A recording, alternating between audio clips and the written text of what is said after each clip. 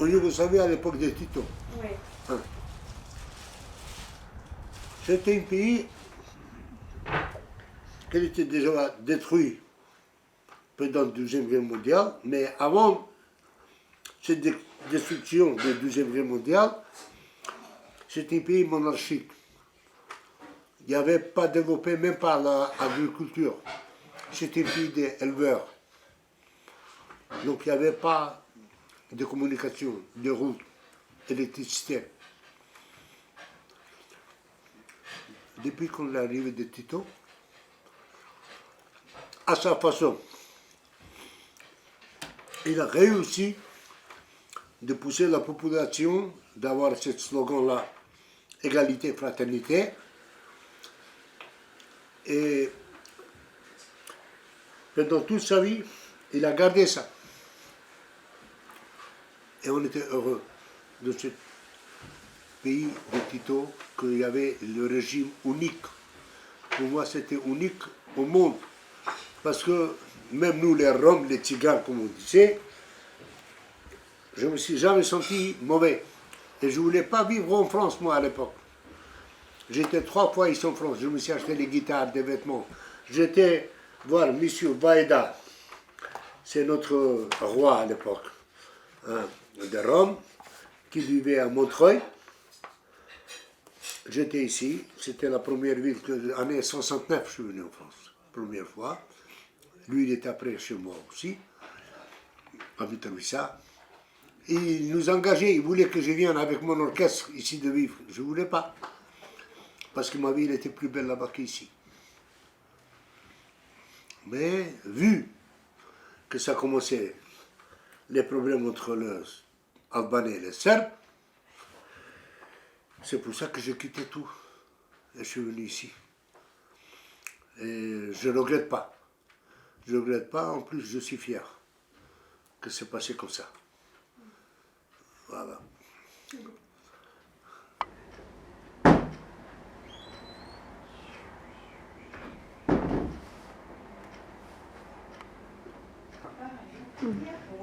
Et je ne voulais pas que ma fille prenne un étranger. Mais comme ma fille m'a expliqué qu'elle a choisi, malgré c'est un étranger, mais c'est un garçon bien. J'ai dit ok, si c'est un garçon bien, si tu vas avoir une vie tranquille, parce que nous sommes des Roms, hein, il ne faut pas oublier ça, jamais. J'ai pris Laurent et Violetta avec nous, on est parti aux vacances à Mitrovica, où il y avait un mariage dans la famille. Et comme ça, Laurent, il a vu les Roms que nous sommes, comment nous sommes. Donc, il n'y a rien à voir avec ces préjugés comme il a sur tous les Roms, parce que nous sommes des gens normaux, on vivait normal, même en Yougoslavie. J'ai ramené Laurent avec moi à la mairie là-bas où je travaillais à l'époque. Il a vu, au bout d'une semaine, il était dans la famille, au bout d'une semaine, il a pris Violetta, il est revenu ici. Et moi, quand je suis venu en France, le 1er mars, donc je suis venu le 10 octobre 1981, 1er mars 1982, je travaille comme géomètre à Corbeil-Essonnes. Aujourd'hui, voilà, on a acheté cette maison.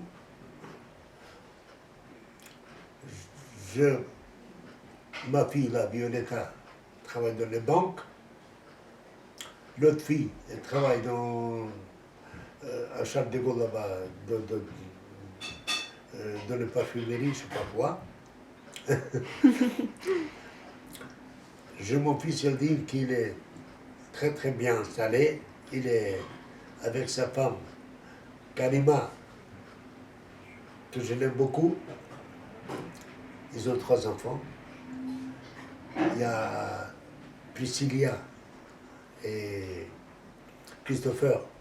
Priscilla, elle a fini ses études. Hein. Et ça, c'est le droit. Ça, je suis vraiment fier. Et je suis très très content de la vie aujourd'hui.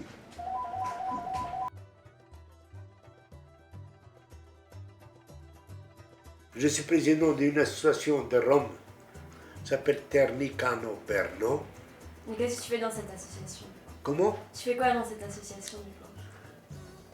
Dans l'association, Oui. ça consiste en quoi? Bah, dans l'association, on fait la promotion d'abord, de montrer notre culture,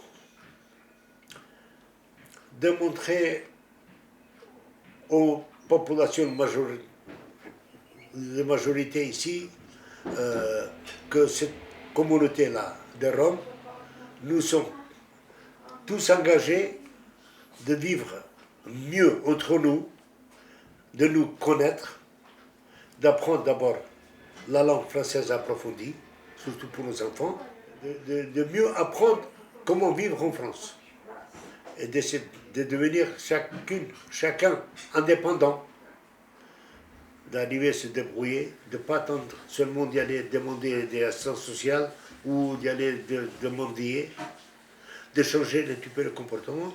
Surtout, la promotion de l'éducation. Ça, c'est important.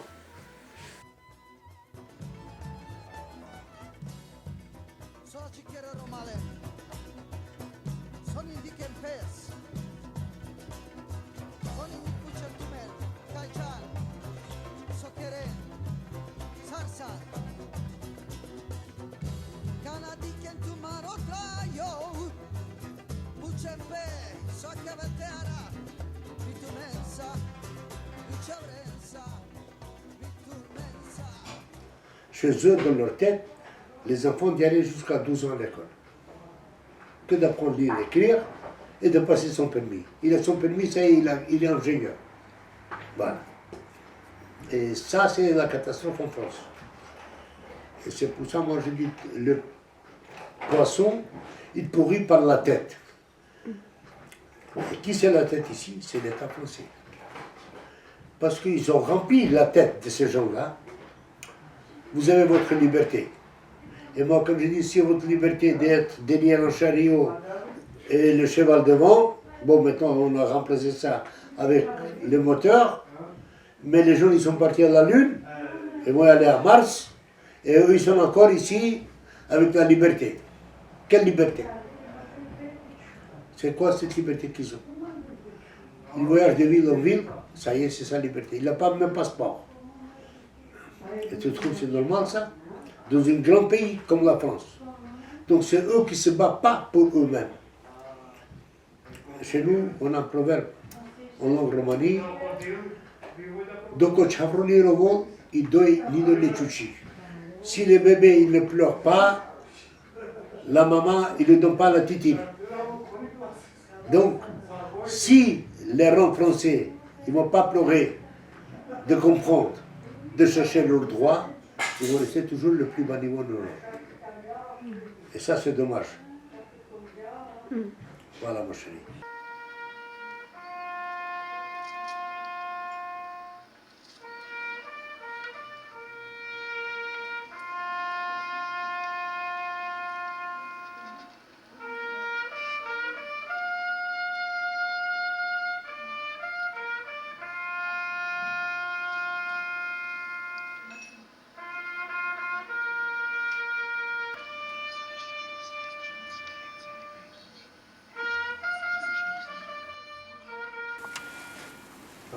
C'est quoi ça? Une braise. Non mais non, Babo, tu vas te brûler, laisse tomber. Mais ça brûle! Dès que ça trouve, tu as fait. Oh! Waouh! Regarde, Babo. Mais tout le monde, nous fait chaque bien. Ne brûle pas. Écoute, chacun il a sa vision, sa compréhension, c'est tout. Comment tu vois les choses. On peut discuter là-dessus. Hein. Mais déjà, il y a un problème en France, c'est qu'on est représenté par les gitans français. Et les gitans français, déjà, ça pique. Hein. Non. Ah bah si. Écoute. Les gens, quand tu leur dis Rome, ils pensent aux gitans français. Dans leur caravane, qui part comme ça. Et demande à Elvin, la première fois qu'il a vu des gitans français, il a cru que c'était des mecs du Nord. Et il a dit, mais non, c'est pas des Roms ça. Et il se foutait de notre gueule. J'avais mon golden, tu sais. Il disait, oh, je sais ce que c'est comme race, hein. C'est un chihuahua. Comme des débiles. à partir de ce moment-là, comment tu veux que les gens soient en paix avec ces gens-là? C'est pas possible. Si. Bah, Si, c'est ça que j'aimerais bien de discuter avec toi là-dessus. Parce que, comment ça se fait que moi je suis ton grand-père? Hein? Comment ça se fait? comment ça, comment ça? Comment ça se fait Bah, que j'ai je une suis- mère et elle Non, m'a fait. non. Eh ben, tu vois qu'est-ce? Il y a une possibilité. Tu vois, il y a une Mais chose non. possible. Mais pourquoi? De où ça vient ça? Écoute, mon fils, ça vient tout éducation. Non, t'as raison. J'ai raison? Tu Oui, vas t'as me dire raison. plusieurs fois raison maintenant. T'as raison. Écoute-moi, il y en a ça, la première chose. Oui. L'éducation, quand il y a l'éducation, on apprend de voir autre chose. Pas seulement, voilà, c'est comme ça. Non. Pour s'éduquer, il faut du temps. On ne peut pas faire éclater les doigts comme ça. Quand tu dis les gens de voyage, ou les gitans, ou les roms, les manouches, les tziganes, tout ça, ils sont comme moi. Moi, je suis une partie de eux.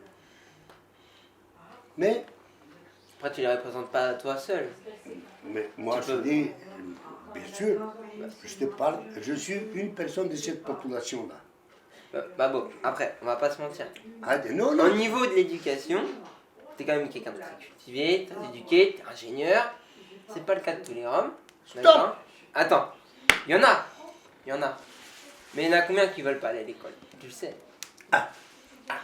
d'où ça vient le problème, ça? C'est C'est nous-mêmes. C'est eux-mêmes. Je suis désolé, il y en a beaucoup, c'est eux-mêmes qui se mettent dans les problèmes. Voilà comment vous êtes mal éduqués. Voilà, ça c'est la preuve. Hein? Pourquoi mal éduqué? Eh ben, c'est ça qui vient le problème ici en France. C'est ce que je parlais avec elle hier. L'éducation, pourquoi? Moi je viens de Yougoslavie, du Kosovo. C'est quoi le Kosovo par rapport à la France? Même pas une miette. Même pas une miette. Moins qu'une miette. Est-ce que c'est normal ça?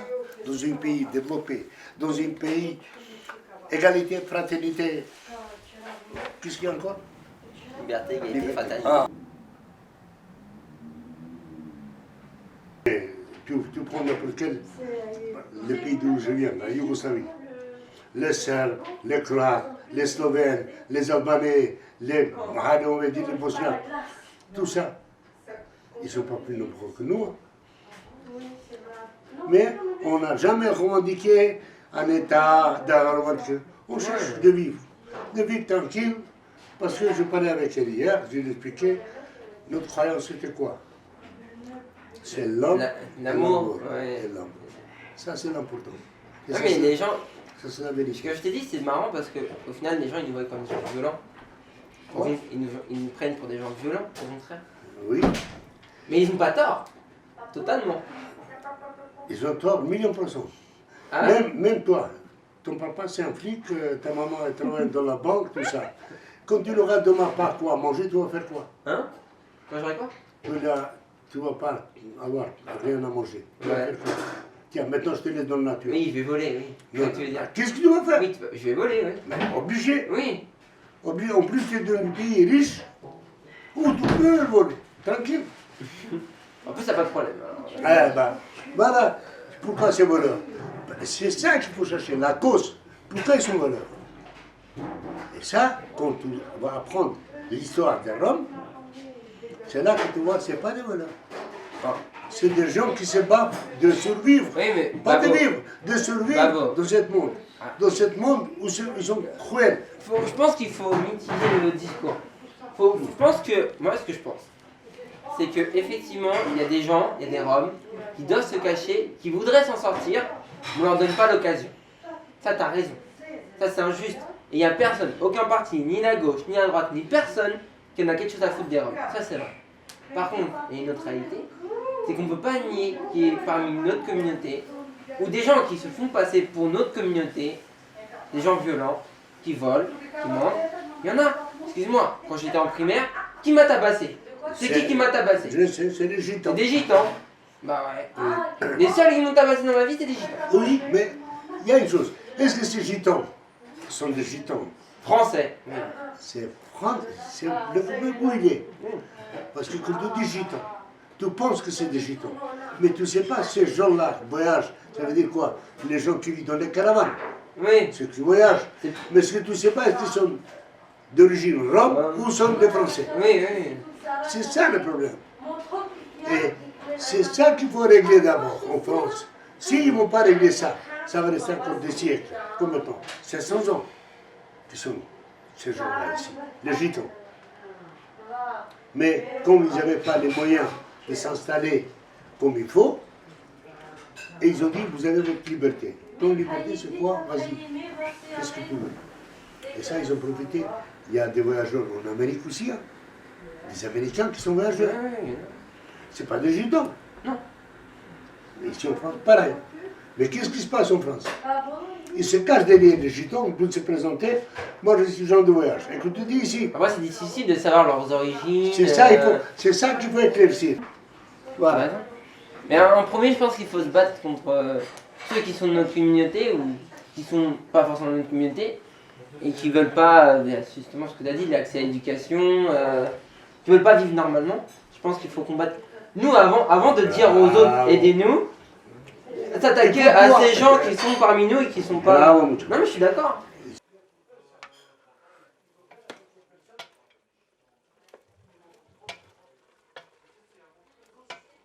C'est ça le problème. C'est pour ça que moi je suis engagé autour de toutes ces années-là. C'est à cause de ça que mon fils, mes filles, ma femme, ils ne me comprennent pas. Qu'est-ce que tu fais? Rome. Ils n'arrivent pas à comprendre ça. Ça fait des siècles que ça dure ça. C'est pas d'hier.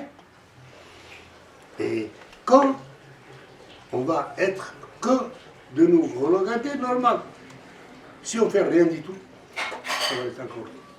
Moi, je suis très fier, là, depuis mon combat que je suis venu en France, on peut dire, ça fait 39 ans, que j'ai commencé à fréquenter le Conseil de l'Europe. Et quand même, je l'avais dit à l'époque, merci à bon Dieu que l'Europe, elle a commencé un petit peu à ouvrir les yeux, tu vois. Mais tous les jours, c'est long, ça. Ça va passer. Moi, je sais, peut-être je vais mourir un jour, c'est sûr, et ça va pas se régler.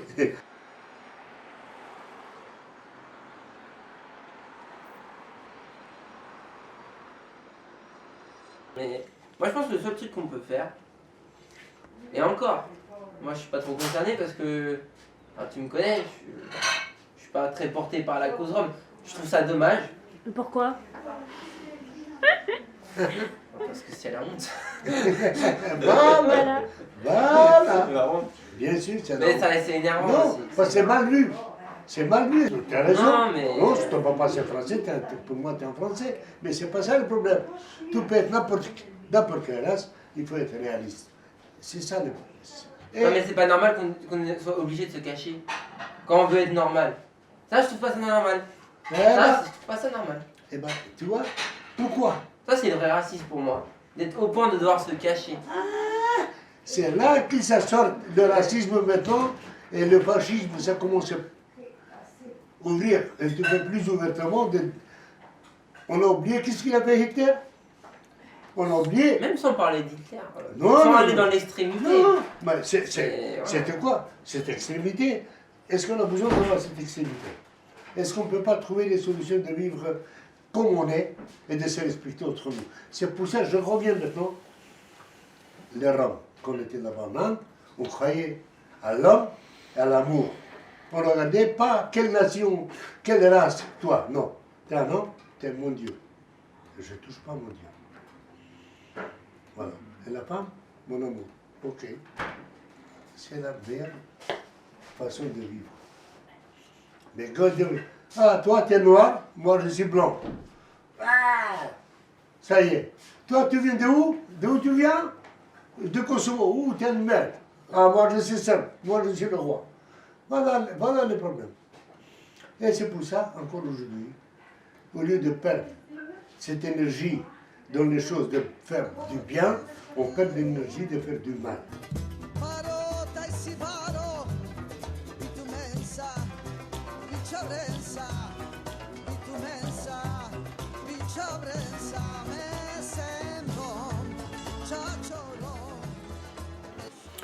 autour du feu.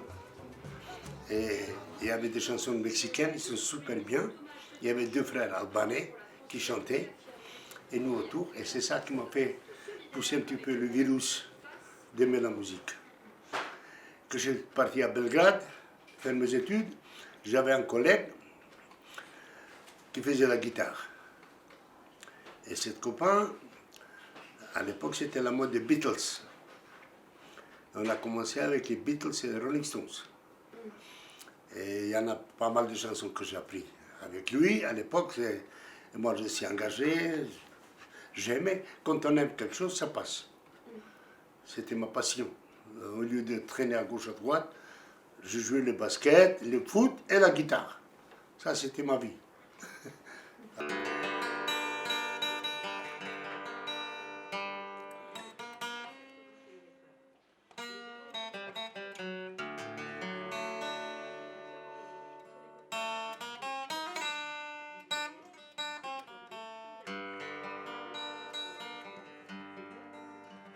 Gelem gelem Ungone drumeca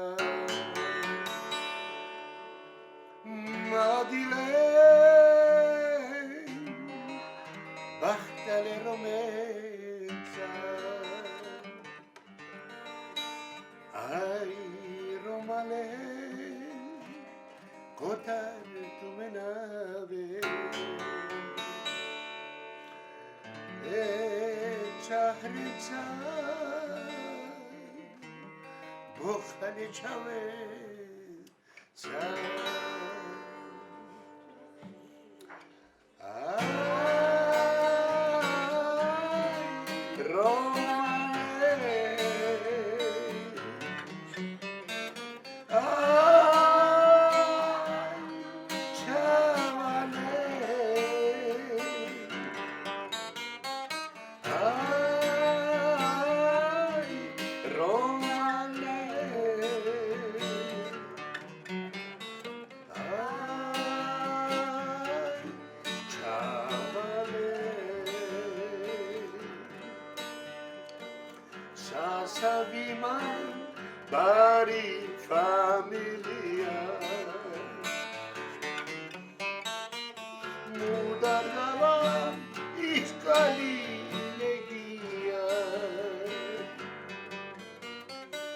Sare içinde bir romen, bir romen Maşkarlende vittikle çavore Ay, romane Ay, çavale Ay, romane Ay, çavale Bu tardeva dekale udara Ejentika kaisime maniusha Alem kaja rungone dromenza Kai kapira